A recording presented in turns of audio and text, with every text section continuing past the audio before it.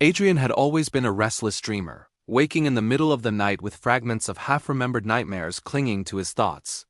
But on this night, when he opened his eyes, something was terribly wrong. He was not in his bed. He wasn't even in his room. The space he found himself in was stark and desolate. 4 bare walls, a cracked ceiling, and a single dim light bulb swaying overhead, casting long, dancing shadows. There were no windows. And most terrifyingly, there were no doors. The air was heavy, stale, pressing against his lungs like a physical weight. It felt ancient, as if it hadn't been disturbed in centuries. At first, he thought it must be a dream. It had to be. This was just another one of his vivid, unsettling nightmares. He pinched his arm hard. He felt the sting, the sharp jab of his own nails against his skin. He scratched at his forearms until red lines appeared. He whispered his own name, Adrian. Adrian. Double quotes, hoping the sound would be an anchor, a tether to the familiar reality of his bedroom. But nothing changed. The room remained, solid and unyielding. It was real, and he was trapped. Panic began its slow, cold creep up his spine. He started by methodically examining every inch of the room. He ran his hands over the smooth, cool plaster of the walls, searching for a seam, a hidden panel, a loose brick, anything that might suggest a way out. He found nothing. The walls were seamless, a perfect, unbroken prison. He jumped, straining to touch the ceiling, hoping for a hatch, but it was just out of his reach. The floor was solid concrete, cold and unforgiving beneath his bare feet. Hours seemed to stretch into an eternity. The light bulb flickered at uneven, maddening intervals, sometimes staying dark for long moments, plunging him into absolute blackness before sputtering back to life. It was a weak, sickly yellow light that did little to comfort him. In the oppressive silence, his own breathing sounded thunderous. Then he heard it. He pressed his ear flat against one of the walls, holding his breath. At first it was barely perceptible, a faint, rhythmic sound. Was it breathing? Or maybe whispering?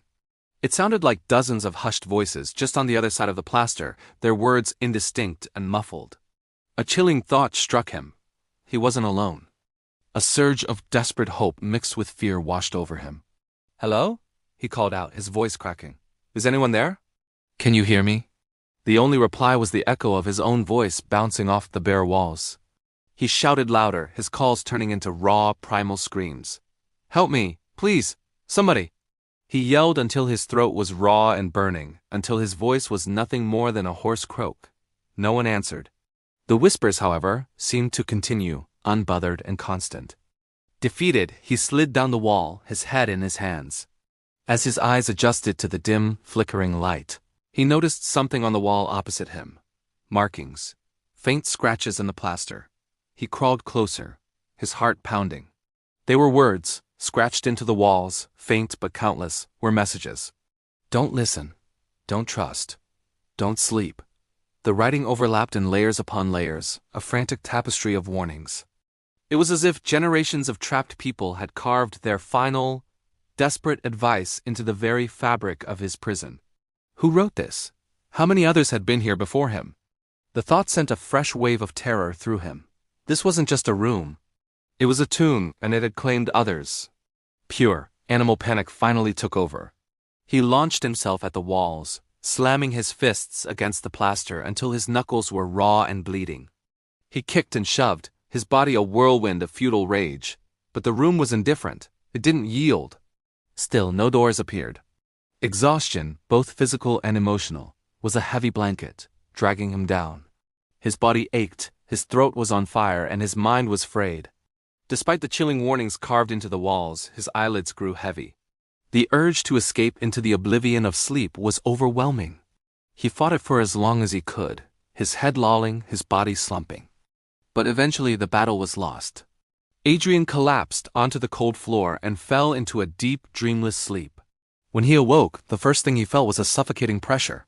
He opened his eyes, and a strangled gasp escaped his lips. The room had changed. The walls were closer, the ceiling was lower.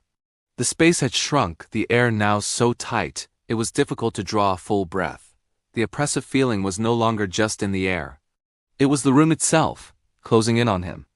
And the whispers, they were no longer muffled. They were clear, echoing from all around him. And in his deepest nightmare he recognized the voice. It was his own, Adrian. The chorus of whispers hissed, sounding like a distorted recording of his own thoughts. Why did you sleep? You should never sleep. He scrambled backward, clawing at the shrinking walls, his screams now thin and weak. But the whispers only laughed, a cascade of his own mocking voice filling the cramped space. Then something new and horrifying began to happen. Faces began to press through the plaster. They stretched the walls like thin rubber skin, their features contorted in silent agony. Some were weeping, their plaster tears carving trails down the walls. Some were grinning, their mouths wide and grotesque. And one, impossibly, was a perfect, screaming replica of his own face. Adrian staggered back, his heartbeat a frantic drum against his ribs. This isn't real. This can't be real, he babbled, his sanity fraying like a worn rope. The voices mocked him, their words perfectly synchronized, a deafening, unified chant. It is real, Adrian. And it was always your room. With a loud pop, the light bulb burst, plunging everything into absolute, suffocating darkness. For a moment, he thought he was blind, lost in a void. Then, slowly, one by one, dozens of glowing eyes opened across the walls, their phosphorescent gaze fixed on him. They blinked in unison, watching him from the dark. He was their centerpiece, their prey. Adrian pressed himself into the corner, shaking uncontrollably. He remembered the final warning carved into the plaster. Don't trust. Trust what? The whispers? The room? Himself? The whispers rose into a deafening roar, a hurricane of sound inside the tiny space, and then the walls began to move in earnest. They leaned in, inch by slow inch, the plaster groaning under the strain. The space became so small he could barely breathe. The last thing Adrian felt before everything closed in was the press of cold, unseen hands from the dark, from inside the walls themselves, pulling him in, absorbing him. By morning, the room stood empty again. The flickering light bulb was inexplicably whole. The walls were smooth and bare, showing no sign of the faces or the struggle. They were a blank canvas except for a new set of fresh scratches near the floor, written in trembling, hurried letters. Don't listen, don't trust, don't sleep. Thank you so much for joining me on this terrifying journey. If you enjoyed this story, don't forget to hit that like button and subscribe for more content that will keep you up at night. Let me know in the comments what you thought of Adrian's fate. Until next time, stay safe and whatever you do, try to stay awake.